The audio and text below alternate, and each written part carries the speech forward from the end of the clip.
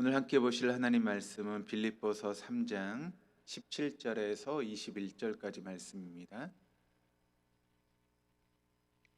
빌립보서 3장 17절에서 21절까지 말씀 한 절씩 교독하시겠습니다.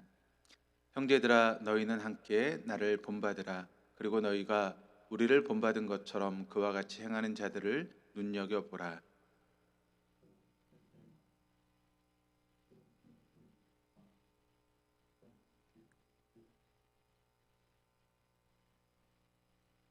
그들의 마침은 멸망이요 그들의 신은 배요 그 영광은 그들의 부끄러움에 있고 땅의 일을 생각하는 자라.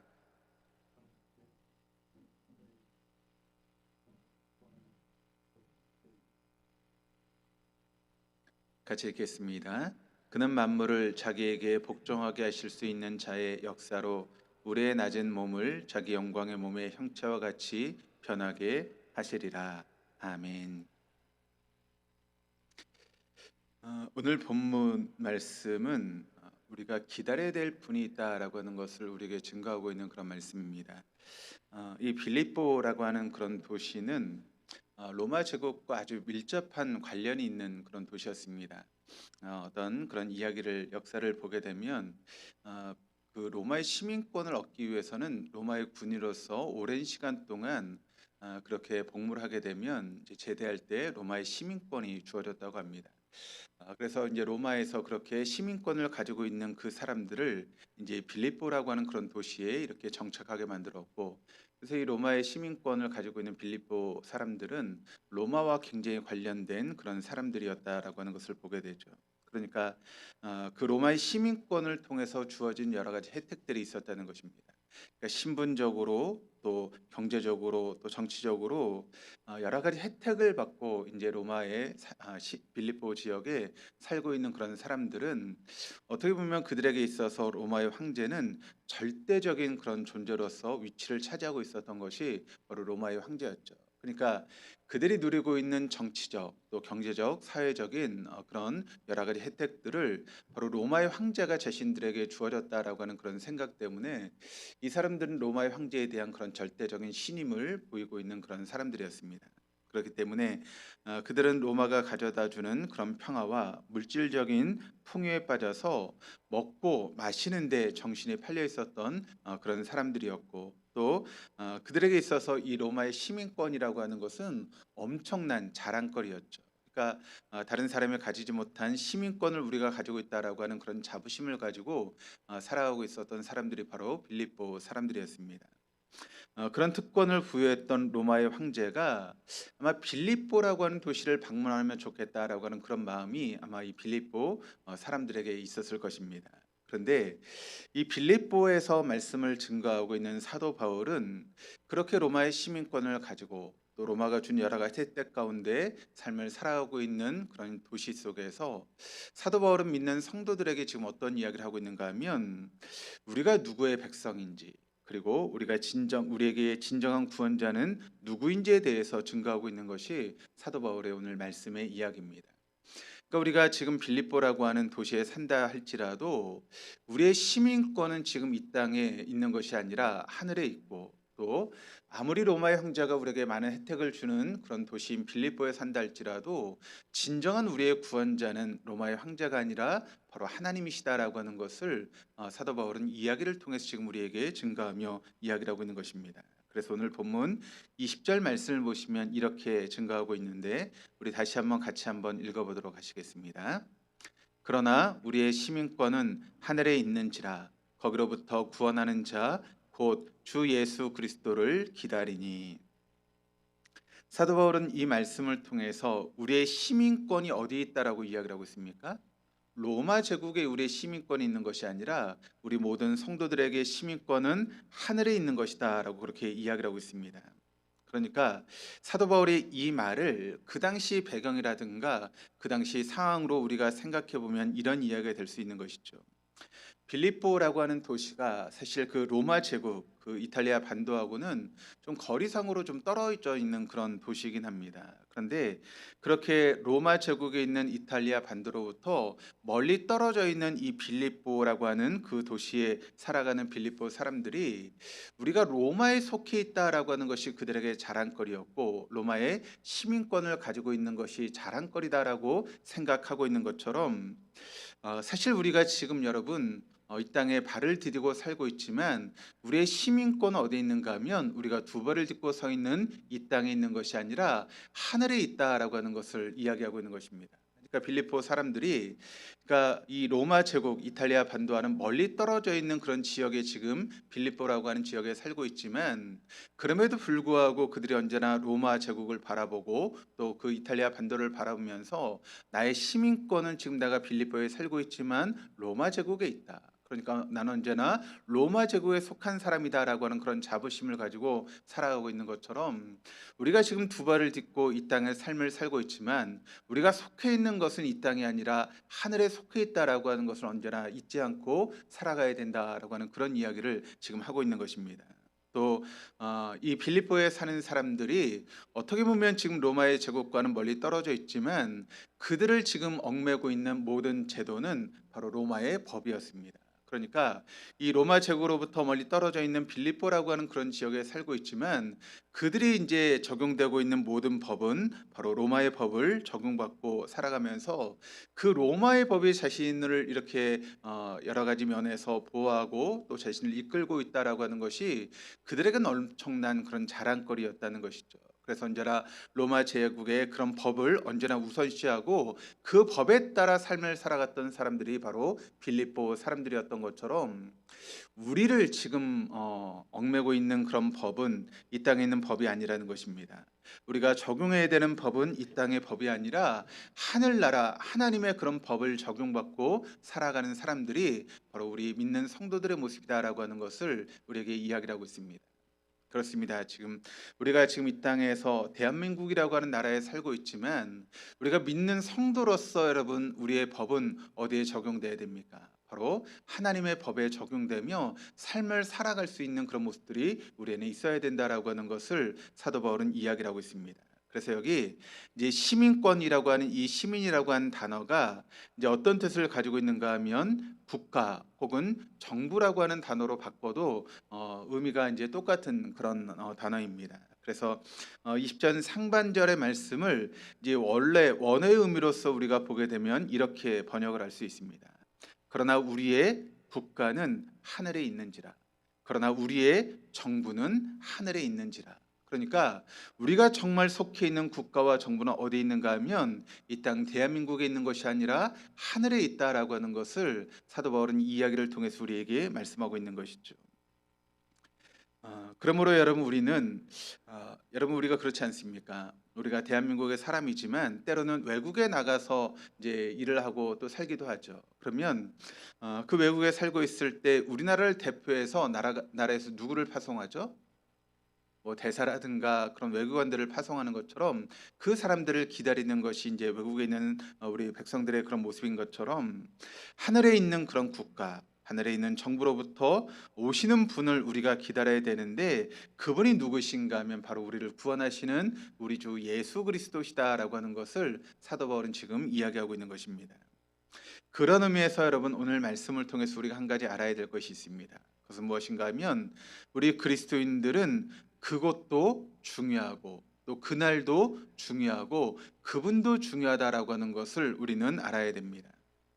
마태복음 25장 말씀을 우리가 보게 되면, 거기에는 하나님 나라에 대한 그런 비유의 말씀들이 마태복음 25장 말씀을 통해 쭉 나오고 있습니다. 그런데 하나님 나라에 대한 그런 비유가 세 가지 비유가 나오고 있는데, 어떤 비유인가 하면 열처녀 비유, 또 달란트 비유, 또 양과 염소의 비유 등 하나님 나라에 대한 그런 비유가 세 가지로 나오고 있습니다.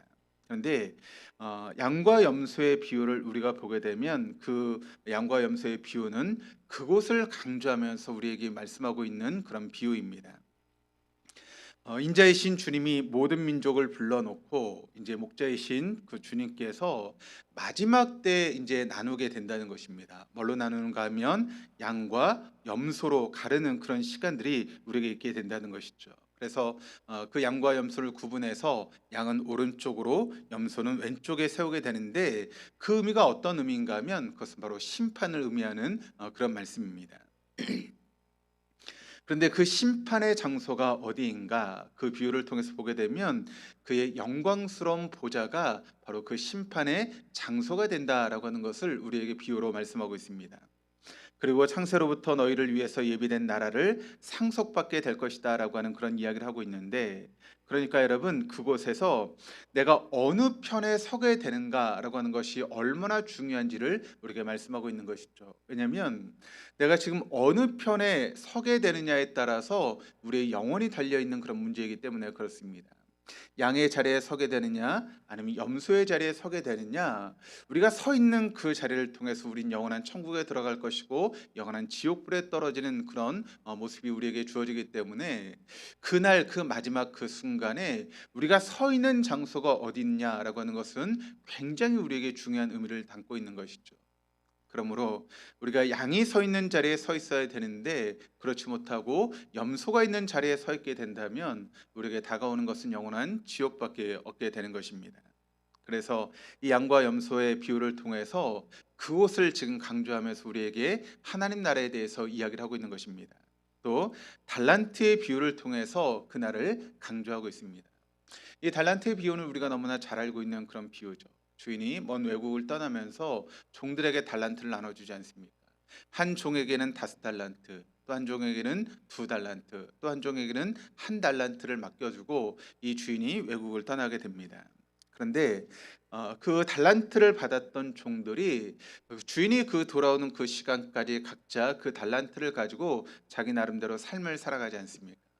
5달란트 받았던 종과 2달란트 받았던 종은 최선을 다해서 그 달란트를 남기는 모습을 우리가 보게 되고, 1달란트 받았던 종은 그 달란트를 땅에 묻어두는 그런 모습을 성경이 우리에게 보여주고 있습니다.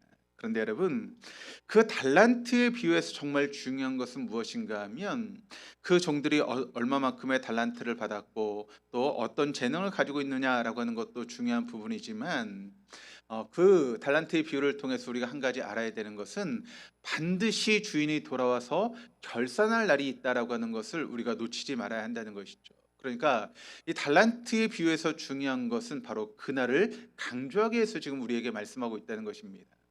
여러분, 그날이라고 하는 것이 어떤 날이겠습니까? 바로 예수님이 우리의 삶을 결정하는 그날, 우리에게 주신 달란트, 그것이 우리의 생명이 되었든 물질이 되었든 시간이 되었든 재능이 되었든 하나님께서 우리에게 주신 달란트를 가지고 우리가 어떤 삶을 살았느냐, 그것을 결산할 수 있는 날이 반드시 우리에게 주어지게 된다라고 하는 것을 바로 달란트의 비유가 우리에게 증거하고 있다는 것입니다. 그러면 여러분, 우리가 지금 이 땅에 삶을 살아가고 있는데 그 결산할 날을 의식하고 삶을 살아가느냐 아니면 의식하지 못하고 삶을 살아갔냐라고 하는 것은 엄청난 차이가 있다라고 하는 것을 우리가 알게 됩니다. 여러분께서 만약 그 달란트의 비유처럼 주님께서 우리에게 주신 달란트를 결산할 날이 우리에게 분명히 주어진다라고 하는 것을 의식하면서 우리가 삶을 살아간다면, 하나님께서 우리에게 주신 그 시간이 되었든 재능이 되었든 물질이 되었든 여러분, 그것을 가지고 어떤 삶을 살아가겠습니까? 결산의 날을 생각하면서 우리가 삶을 살아가지 않겠습니까? 그러므로 그날을 생각하는 사람과 그날을 생각하지 않고 살아가는 삶은 결코 동일할 수 없다는 것입니다. 또 그날에 대한 의식은 결국 무엇으로 연결되는가 하면 영원한 상급으로 연결될 수밖에 없다라고 하는 것을 바로 달란트의 비유를 통해서 우리에게 증거하고 있는 것이죠. 또 세 번째 비유는 열처녀의 비유입니다. 이 비유는 그분을 강조하고 있는 그런 비유입니다. 이제 결혼식에 대해서 이제 쭉 이렇게 이야기를 하면서 등불을 준비했던 열 처녀에 대한 그런 이야기가 나오고 있습니다. 그런데 그 열 처녀 중에서 5명의 처녀는 슬기로운 처녀였고 5명의 처녀는 그렇지 못한 처녀였다는 것입니다. 그래서 5명의 그 슬기로운 처녀는 등불을 준비했고 그렇지 못했던 미련한 5명의 처녀는 등불을 준비하지 못했다라고 하는 그런 것이죠. 그런데 거기에 한 가지 공통점이 있습니다. 어떤 공통점이 있는가 하면 슬기로운 처녀가 되었든 혹은 미련한 처녀가 되었든 그들이 이제 등불을 가지고 있는데 그들이 기다리고 있는 사람이 누구인가라고 하는 것입니다. 그러니까 그 열병의 처녀가 슬기로웠든 미련하든 그들이 기다리고 있었던 것은 동일한 신랑을 기다리고 있었다라고 하는 것을 우리에게 보여주고 있는 것이죠. 그래서 그들이 가지고 있었던 등불에 기름이 충분하든 혹은 부족하든 그들 모두는 누구를 기다리고 있었는가 하면 신랑을 기다리고 있었다라고 하는 것을 우리가 알고 있습니다. 그들 모두 기름이 충분했다 할지라도 여러분 오실 분이 신랑이 아니라 뭐 마부나 하인이었다면 그 모든 시간은 아무런 의미가 없는 그런 시간이겠죠. 그런데 기다린 열처녀에게 반드시 신랑이 와야지만 바로 그들이 결혼 잔치에 들어갈 수 있게 된다라고 하는 것을 우리에게 보여주는 그런 비유입니다. 그러면 여러분 우리에게 그곳도 중요하고 그날도 중요하고 그분도 중요하지만 이 중에서 가장 중요한 것을 꼽으라고 하면 여러분 뭐가 가장 중요하겠습니까? 바로 그분이 중요한 것이죠. 만약 여러분 그곳에 그분이 오시지 않는다면 여러분 그곳이 아무런 의미가 없는 것 아니겠습니까? 만약 그날에 그분이 오시지 않는다면 그날은 아무런 의미가 없는 날이 되어줄 수밖에 없는 것이죠. 우리는 구원자이신 예수 그리스도를 기다리고 있습니다. 만약 그분이 아니라면 우리의 기다림에는 아무런 의미가 없는 그런 기다림이 될 수밖에 없다라고 하는 것을 우리는 알게 되는 것이죠. 그분과 함께라면 여러분 지금 우리의 삶이 마치 초가상간에 사는 것처럼 어려운 삶을 산다 할지라도 그분과 함께하는 삶이면 우리는 만족할 수 있습니다. 또 우리의 삶이 물질적으로 부족하고 여러 가지 면에서 부족함이 넘친다 할지라도 우리가 그분과 함께하는 삶이 될 수만 있다면 언제나 우리에게 기쁨과 만족이 있을 것입니다. 그러나 그분과 함께하지 않는다면 구중궁궐도 감옥과 다를 것이 없을 것이고 억만장자가 우리에게 주어진다 할지라도 여러분 그 물질은 우리에게 아무런 의미를 줄 수 없는 물질이 되어줄 수밖에 없다는 것입니다. 그래서 시편 27편 14절 말씀을 보시면 이런 말씀이 있습니다. 우리 한번 같이 한번 읽어보시겠습니다. 너는 여호와를 기다릴지어다. 강하고 담대하며 여호와를 기다릴지어다.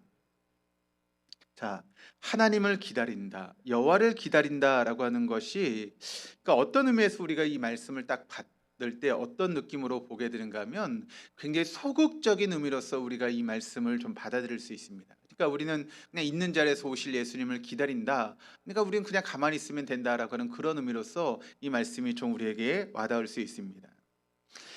근데 여러분 그렇지 않다라고 하는 것을 그 앞에 나오는 말씀이 우리에게 증가하고 있는데 너는 여호와를 기다릴지어다. 강하고 담대하며 여호와를 기다릴지어다. 그러니까 여러분 여호와를 기다리는 그 모습이 여러분 강하고 담대하지 않으면 우리는 결코 여호와를 기다릴 수 없다라고 하는 그런 의미의 내용입니다. 그렇습니다. 여러분 우리의 내면이 강하지 않으면 우린 결코 여호와를 기다릴 수 없다라고 하는 것이죠. 그래서 단순히 여호와를 기다리려고 하지 않고 강하고 담대하여 여호와를 기다릴지어다라고 그렇게 이야기를 하고 있습니다. 그런데 여기 기다린다라고 하는 단어를 우리가 보게 되면 이 단어가 이제 히브리어로 어떤 단어를 쓰고 있는가 하면 카바라고 하는 그런 단어를 쓰고 있습니다. 그런데 이 단어는 기다리다라고 하는 그런 의미도 있지만 기대하다 혹은 소망하다라고 하는 그런 뜻도 가지고 있는 단어입니다. 그러니까 여러분 하나님을 기다린다라고 하는 것은 어떤 의미가 있는가 하면 곧 하나님을 기대하는 것이고 또 하나님께 소망을 두는 것, 그것이 바로 하나님을 기다리는 자의 모습이다라고 하는 것이죠. 그러니까 우리가 하나님을 기다리는 그런 모든 과정 가운데 때로는 우리에게 어려움이 오고 고난이 찾아올 수 있죠. 그럼에도 불구하고 우리에게 오실 그 하나님을 기대하면서 우리가 하나님을 기다리는 것입니다. 또 우리가 세상에 소망을 두는 것이 아니라 하나님께만 소망을 두면서 우리는 하나님을 기다리는 그런 삶을 살아갈 수 있어야 한다라고 하는 것을 바로 시편의 기자가 우리에게 그렇게 이야기를 하고 있는 것입니다. 그래서 이사야서 말씀을 보시면 이사야서 40장 29절에 31절까지 말씀을 우리 한번 또 같이 한번 읽어보시겠습니다. 피곤한 자에게는 능력을 주시며 무능한 자에게는 힘을 더하시나니 소년이라도 피곤하며 곤비하며 장정이라도 넘어지며 쓰러지되 오직 여호와를 앙망하는 자는 새 힘을 얻으리니 독수리가 날개치며 올라감 같을 것이요 다른 박질하여도 곤비하지 아니하겠고 걸어가도 피곤하지 아니하리로다. 자, 여기 악망하다라고 하는 이 단어가 나오고 있는데, 이 악망하다라고 하는 단어가 이제 어떤 단어하고 비슷한 단어인가 하면 우리가 앞에 보았던 시편 27편에 기다린다라고 하는 단어와 똑같은 그런 단어입니다. 그러니까 이제 시편에서는 이제 기다린다라고 하는 단어로 번역했고, 이 이사야서의 말씀에서는 악망한다라고 하는 단어로 번역을 했습니다. 그렇다면 이 카바라고 하는 단어의 의미로서 우리가 보게 되면 여호와를 악망한다라고 하는 것은 여호와께 기대를 두는 것, 여호와께 소망을 두는 자에게는 새 힘을 얻게 된다라고 그렇게 이사야서 말씀이 우리에게 이야기를 하고 있습니다. 그렇습니다, 여러분. 우리가 여호와께 기대를 두고 또 우리가 여호와께 소망을 두며 삶을 살아갈 때 우리 하나님은 우리에게 여러분 힘을 주시는 그런 좋으신 분이신 줄 믿습니다. 아무리 우리의 상황이 힘들고 어렵다 할지라도 우리가 주님을 바라보고 악망하며 주님께 소망을 두는 사람들에게 언제나 주님은 새 힘을 허락하시는 좋으신 분인 줄 믿습니다. 하나님 악망하는 사람들에게 하나님 언제나 새 힘을 주시고 그가 곤비하지 않게 하시며 피곤하지 않는 삶을 살아갈 수 있도록 해주시겠다라고 우리에게 약속해 주고 계시는 것이죠. 그러므로 여러분, 이 말씀을 여러분 마음밭에 새길 수 있기를 바랍니다. 그래서 내 삶이 힘들고 공고하고 여러 가지 어려운 상황이 우리에게 온다 할지라도 그 하나님을 기대하고 소망을 두시면서 하나님께서 우리에게 공급하신 힘, 그래서 우리가 곤비하지 않고 또 피곤하지 않고 그렇게 주님을 바라보며 기대하는 삶을 살아갈 수 있는 저와 여러분 우리 모두가 될 수 있기를 주님의 이름으로 축원합니다. 아무리 운동신경이 뛰어나고 강한 체력이 있어도, 그래서 경기장에서 연전연승하는 그런 사람이랄지라도 여러분 그 인생 경기에서 한 방에 나가 떨어지는 사람들을 우리가 어렵지 않게 찾아볼 수 있지 않습니까? 재력에 관한 한 많은 사람의 선망이 되는 그런 사람들이 있다 할지라도 그의 재력이 결정적인 순간에 그 자신을 지탱해 주지 못하는 경우들을 우리가 얼마나 많이 바라보고 있습니까? 또 남들이 부러워하고 머리를 조아릴 만큼 많은 권력을 가지고 있는 그런 사람이랄지라도 그 권력을 의지하는 한순간에 인생이 난파선같이 좌절되는 경우들도 우리가 발견할 수 있게 된다는 것입니다. 지금 탄핵의 전국 가운데 여러분 대통령이 얼마나 큰 힘을 가지고 우리나라를 이끌어가는 그런 사람입니까? 그런데 그 권력, 그 무시무시한 권력을 가지고도 지금 이런 어려움을 당하는 그런 모습들을 우리가 바라보게 되지요. 자신의 학력이 되었든 혹은 재능이 되었든 외모가 되었든 그 모든 것들이 자신을 지켜줄 것이라고 생각하고 있다가 망신을 당하는 경우들이 여러분 우리 주변에서 얼마나 많이 일어나고 있습니까? 요즘 보니까 어떤 연예인이 뭐 이렇게 자살했던 그런 여자 연예인하고 그런 관계로 인해서 어려움을 당하는 것들을 우리가 보게 됩니다. 자신의 외모를 얼마나 믿고 의지하면서 그렇게 삶을 살았겠습니까? 그런데 그것 때문에 오히려 더 어려움을 당하고 망신을 당하게 되는 그런 일들이 우리 주변에 비일비재하게 일어나고 있다라고 하는 것을 우리가 보게 되죠. 그렇다면 정말 우리가 기다려야 되는 것은 무엇입니까? 바로 우리의 구원자가 되시는 예수 그리스도를 기다리는 모습이 우리 믿는 성도에게 있어야 된다라고 하는 것을 여러분 잊지 마시기를 바랍니다. 만약 우리가 기다리는 것이 예수 그리스도, 우리의 구세주이신 예수 그리스도가 아니라면 그 모든 것은 사실 우리에게 의미가 없는 것입니다. 또 그 모든 것은 우리에게 약간의 즐거움이나 일시적인 도움을 줄 수는 있을지 모르지만 그러나 그것은 영원한 것이 아니다라고 하는 것을 우리는 놓치지 말아야 됩니다. 우리의 삶이 여러분 세속의 그런 쾌락적인 그런 삶을 추구하며 엉뚱한 길로 가고 있다면 우리가 예수 그리스도를 기다리지 않고 다른 대용품을 기다리고 있다라고 하는 그런 의미가 되는 것입니다. 우리가 주 예수 그리스도를 기다려야 되는 이유에 대해서 오늘 본문 21절 말씀이 우리에게 증가하고 있는데 우리 21절 말씀을 같이 한번 읽어보시겠습니다. 그는 만물을 자기에게 복종하게 하실 수 있는 자의 역사로 우리의 낮은 몸을 자기 영광의 몸의 형체와 같이 변하게 하시리라. 여기 낮은 몸이라고 하는 문자적인 뜻은 비천한 몸이라고 하는 그런 뜻입니다. 약하고 또 병들고 유혹에 잘 빠지고 죄에 물든 몸입니다.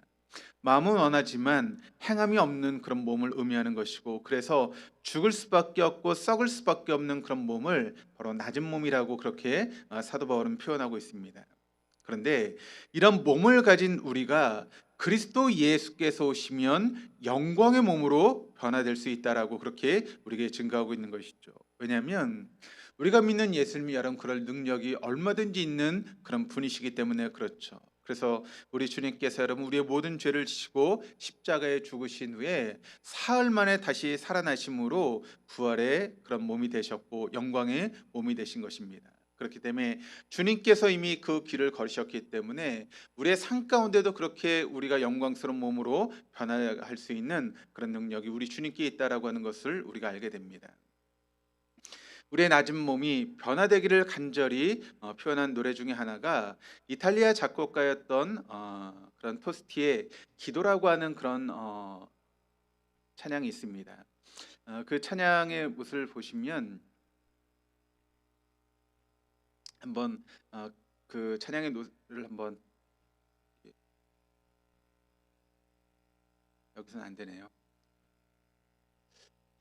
영상으로 좀 보여드리려고 했더니 여기서는 인터넷이 연결이 안 돼서 안 되네요. 죄송합니다. 제가 가사를 한번 읽어드리겠습니다. 서러움에 가득 찬 내 마음의 이 괴로움 구원하옵소서. 죄어 크신 은총으로 이 무거운 내 짐을 벗겨 주옵소서. 험한 이 세상에서 나 엎드려 주님 앞에 간구하나이다. 나 엎드려 주님 앞에 간절히 바라나이다. 보소서 나의 생명 사라져감을 순간마다 마지막 촛불처럼 양지의 눈같이 주여 당신 품 안에 내 영혼 다시 불러 소생케 하옵소서. 오 주여 구원하옵소서. 이 세상 죄악에서 오 주여 구원하옵소서. 이 세상 고난에서 구하옵소서. 나의 주여 도우소서. 나의 주여 우리의 낮은 몸이 영광의 몸을 입는 것은 애벌레가 나비가 되는 것에도 비교될 수 없는 눈부심을 경험하는 것입니다 라고 그렇게 노래하고 있습니다. 혹 우리가 이런 질문을 할지 모르겠습니다. 우리가 예수 그리스도를 기다린다라고 하는 것은 구체적으로 무엇을 뜻하는 것일까요? 그리스도께서 오실 때까지 우리가 가만히 있으면 우리가 예수를 기다리는 것이 되는 것이겠습니까? 황지우 시인이 이런 시를 지었습니다. 너를 기다리는 동안이라고 하는 그런 시인데, 이 시의 마지막 부분을 보시면 기다린다라고 하는 그런 의미가 어떤 의미를 담고 있는지를 우리에게 잘 표현해주고 있는 그런 시인데 한번 들어보시기를 바랍니다. 아주 먼 데서 나는 너에게 가고 아주 오랜 세월을 다하여 너는 지금 오고 있다. 아주 먼 데서 지금도 천천히 오고 있는 너를 기다린 동안 나도 가고 있다. 남들이 열고 들어오는 문을 통해 내 가슴에 쿵쿵거리는 모든 발자국 따라 너를 기다리는 동안 나는 너에게 가고 있다. 그렇습니다, 여러분. 우리가 주님을 기다린다라고 하는 그 말의 의미는 그냥 가만히 있는 것이 결코 아닙니다. 주님을 향해서 우리가 나아가는 것을 의미한다라고 하는 것을 우리는 잊지 말아야 됩니다. 주님은 우리에게 오시고 우리는 주님께로 가는 것, 그것이 바로 주님을 기다린다라고 하는 그런 말씀의 표현인 것이죠. 그래서 복음성가 가사에 보시면 우리는 우리가 가는 길 끝에서 주님을 보게 될 것이요 영광의 주님을 우리를 맞아 주실 것이다라고 하는 그런 복음성가의 가사가 있습니다. 또한 우리가 주 예수 그리스도를 기다린다라고 하는 것은 우리에게 주어진 우리의 삶을 성실히 살아가는 것을 의미하는 그런 내용입니다. 달란트 비유를 우리가 앞에서 보았던 것처럼 5달란트 받았던 종과 2달란트 받았던 종은 여러분 어떻게 했습니까? 자신의 삶에서 최선을 다해서 5달란트와 2달란트를 남겼다라고 하는 것을 우리에게 보여주고 있지 않습니까? 그들은 주인이 언제 오실지는 몰랐지만 주인이 자신에게 맡겨주신 그 달란트를 가지고 최선을 다해 삶을 살아가는 그런 모습이 있었기에 그들은 5달란트와 또 2달란트를 남겼다는 것이죠. 그러니까 그 달란트를 받은 자로서 책임감과 소명을 가지고 최선을 다하는 삶을 살아왔다라고 하는 것을 우리는 그 달란트 비유를 통해서 발견하게 되는 것이죠. 그런 삶을 살아낸 그들에게 주인이 칭찬하시는데 어떻게 칭찬하십니까? 그 주인이 이르되 잘하였도다 착하고 충성된 종아, 내가 적은 일에 충성하였음에 내가 많은 것을 내게 맡기리니 내 주인의 즐거움에 참여할지어다. 세상 사람들은 하나님이 존재하지 않으시거나 존재한다 할지라도 우리 인간에게 찾아오지 않고 인간의 일에는 관여하지 않는다라고 그렇게 생각을 합니다. 그래서 자기 내면의 소리에 귀를 기울이면서 사는 것이 최고의 그런 삶이다라고 이야기를 합니다. 하지만 주 예수 그리스도께 승천하시기 전에 제자들에게 말씀하셨던 말씀이 사도행전 1장 4절 5절 말씀인데 이렇게 증거하십니다. 우리 한번 읽어보시겠습니다. 사도와 함께 모이사 그들에게 분부하여 이르시되 예루살렘을 떠나지 말고 내게서 들은 바 아버지께서 약속하신 것을 기다리라. 요한은 물로 세례를 베풀었으나 너희는 몇 날이 못되어 성령으로 세례를 받으리라 하셨느니라. 우리 주님이 여러분 제자들에게 분명하게 말씀하셨습니다. 내가 너에게 들려준 것처럼 하나님 아버지께서 너희들에게 보내실 분이 있으니 반드시 그분을 기다려야 된다라고 주님께서 말씀하셨죠. 주님께서 제자들에게 들려주신 내용이 무엇이며 또 성령이 오셔서 무엇을 하셨는지를 사도행전 14장 26절 말씀이 우리에게 증거하고 있는데 이렇게 증거합니다.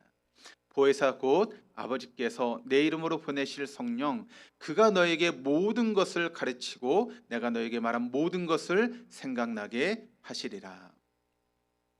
그렇습니다. 여기 성령께서 우리에게 하시는 역할을 우리에게 증거하고 있는데 여러분 성령은 우리에게 어떤 역할을 하고 계시는가 하면 우리가 예수 그리스도를 더 잘 기다릴 수 있도록 언제나 우리와 동행하시는 분이 바로 우리 성령님이시다라고 하는 것을 증거하는 것입니다. 그래서 성령님 우리가 주님께로 더 잘 달려갈 수 있도록 때로는 우리에게 동행하시고 우리를 이끌어 가셔서 우리가 그렇게 잘 기다릴 수 있는 그런 삶을 살아갈 수 있도록 때로는 우리를 격려하시고 때로는 우리가 지쳐 쓰러졌을 때 우리를 얻고 주님께로 나아가는 분이 바로 성령님이시다라고 하는 것이죠. 그래서 성령님은 우리에게 맡겨진 그 삶을 잘 살아낼 수 있도록 우리를 격려하시고 또 용기를 주시며 우리를 세워 주시는 분이 바로 우리 성령님이시다라고 하는 것입니다. 이 성령님과 우리가 동행한다면 우린 주 예수 그리스도를 가장 잘 기다리는 삶이 될 것이고 우리의 매일매일의 삶이 그 성령께서 우리를 이끄시고 인도하시는 것을 경험하는 그런 복된 날이 되게 될 것입니다. 그런 의미에서 우리 한번 찬양을 불렀으면 좋겠는데 주님 다시 오실 때까지라고 하는 그런 찬양인데 반주가 없으니까 우리 생목소리로 한번 같이 한번 찬양해 보실까요? 같이 한번 찬양해 보시겠습니다. 주님 다시 오실 때까지 나는 이 길을 가리라. 좁은 문 좁은 길 나의 십자가 지고 나의 가는 이 길 끝에서 나는 주님을 보리라. 영광의 내 주님 나를 맞아 주시리. 주님 다시 오실 때까지 나는 일어나 달려가리라. 주의 영광 온 땅 덮을 때 나는 일어나 노래하리. 내 사모하는 주님 온 세상 구주시라. 내 사모하는 주님 영광의 왕이시라. 이 찬양의 가사처럼 주님께서 다시 오실 그때까지 우린 일어나 주님께 달려가는 삶을 살아가야 될 줄 믿습니다. 아무리 그 길이 힘들고 또 좁은 길처럼 느껴지고 십자가를 지는 것 같이 어려운 그런 삶이라 할지라도 우리에게 오시는 그 주님을 향해서 달려갈 수 있는 저와 여러분 우리 모두가 될 수 있기를 주님의 이름으로 축복합니다.